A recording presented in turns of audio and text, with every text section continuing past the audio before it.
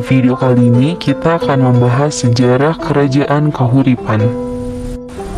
Kerajaan Kahuripan berdiri sebagai upaya mempertahankan eksistensi Wangsa Isyana.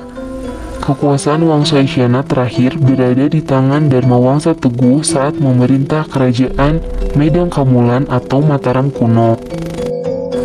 Kerajaan ini runtuh akibat mendapat serbuan dari Kerajaan Sriwijaya yang berkoalisi dengan Raja Wurawari dari Luaram ketika sedang melangsungkan pernikahan Airlangga dengan putri Raja Dharmawangsa Teguh.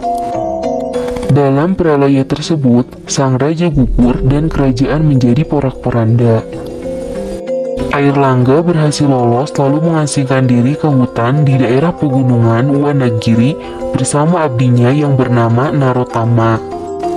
Tahun 1019 Masehi, Airlangga didaup oleh para pendeta dan rakyat bekas kerajaan Medang untuk kembali mendirikan kerajaan.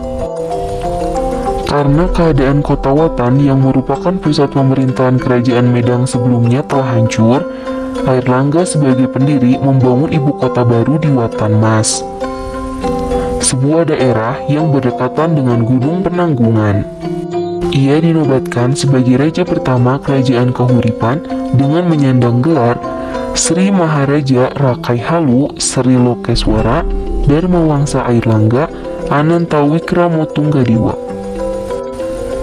Lokasi, letak geografis, dan peta wilayah. Mulanya, bangunan utama kerajaan Kahuripan berada di kota Watanma. Namun, disebutkan bahwa kota tersebut dihancurkan oleh musuhnya yang berasal dari sebuah kerajaan di Tulung Agung. Akhirnya, Raja Airlangga memerintahkan untuk memindah pusat pemerintahan ke Kahuripan. Sekarang, lokasi tersebut dimungkinkan berada di Desa Tulangan, Kabupaten Sidoarjo. Wilayah pemerintahan kerajaan ini berada di delta Sungai Brantas. Oleh karena itu, kawasan kerajaan Kahuripan memiliki tanah yang subur. Wilayah kekuasaan kerajaan Kahuripan membentang dari daerah Pasuruan di Pulau Jawa bagian timur hingga ke arah barat mencapai Madiun. Kemudian menyeberang ke Pulau Bali dan juga beberapa daerah di Jawa Tengah. Kehidupan politik Kerajaan Kahuripan. Di kehidupan politik, Raja Airlangga membangun struktur kerajaan yang kuat. Dalam menggerakkan kehidupan kenegaraan, Raja Airlangga menunjuk abdi-abdi setia. Salah satunya adalah Narotama sebagai Rakyan Kanuruhan dan Niti menjadi Rakyan Kuningan. Setelah kehidupan di istana mulai tertata, Raja Airlangga mulai bergerilya untuk menggalang kekuatan dari para raja lokal di sekitar kerajaan Kahuripan. Koalisi yang terbangun membuat Raja Airlangga mampu memperluas wilayah kekuasaannya, bahkan bisa mencapai beberapa daerah di Jawa Tengah. Penaklukan daerah-daerah yang menjadi sekutu dan kehancuran Sriwijaya yang merupakan musuh terkuat mengantarkan kerajaan Kahuripan pada masa keemasan. Selama melaksanakan tampuk pemerintahan, Raja Airlangga memegang teguh prinsip Astobroto yang diajarkan oleh Empu Kanwa. 8 elemen dalam Astobroto ini adalah logo pemerintahan yang ditegakkan oleh Raja Airlangga yang terdiri dari 1. Ambeging bumi. Bumi yang berarti tanah. Maksudnya adalah ambeging bumi merupakan simbol karakter manusia yang pemurah di satu sisi dan kuat di sisi yang lainnya.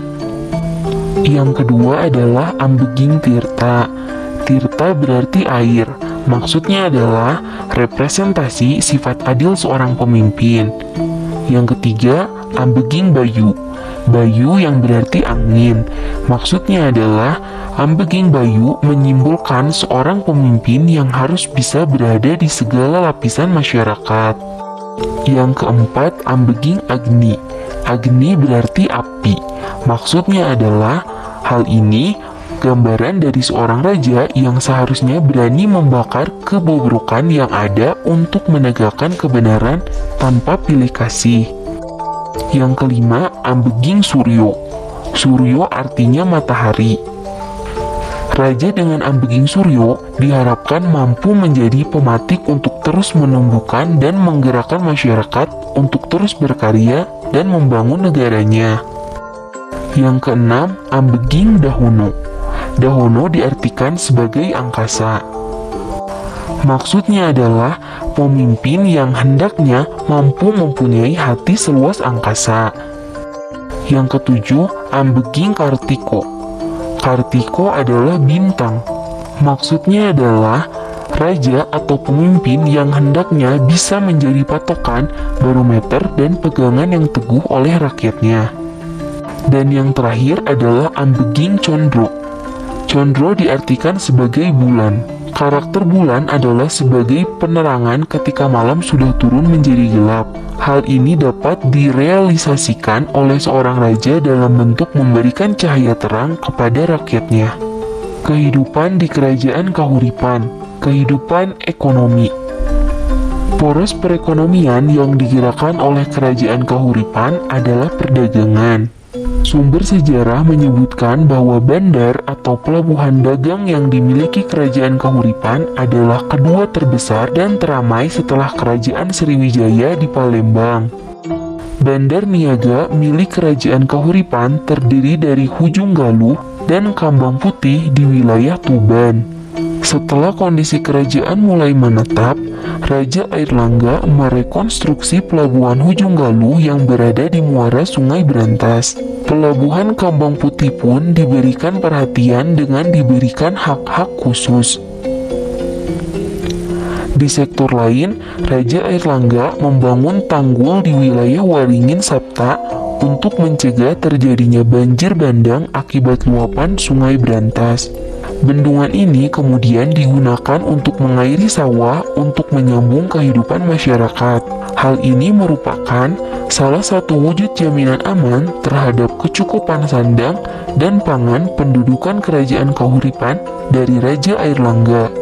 Komoditas dagang yang diperjualbelikan di Kerajaan Kahuripan meliputi barang pecah belah seperti tembikar, kain hasil tenun, serta produk pertanian dari daerah pedalaman seperti beras, kayu, dan juga bermacam-macam daging. Kehidupan sosial dan budaya. Berdasarkan penafsiran prasasti peninggalan, diketahui bahwa sejak awal berdirinya Kerajaan Kahuripan sudah melakukan interaksi dagang dengan bangsa asing, khususnya dari Asia Selatan dan Asia Tenggara. Di dalam prasasti Cane, tertulis beberapa negara yang dikenai pajak dagang oleh Kerajaan Kahuripan, yang terdiri dari negara Sinhala atau Sri Lanka, Pandikira, daerah Pandikira di India, Champa di Vietnam. Bidang budaya, Raja Airlangga memberikan perhatian penuh pada dunia kesastraan.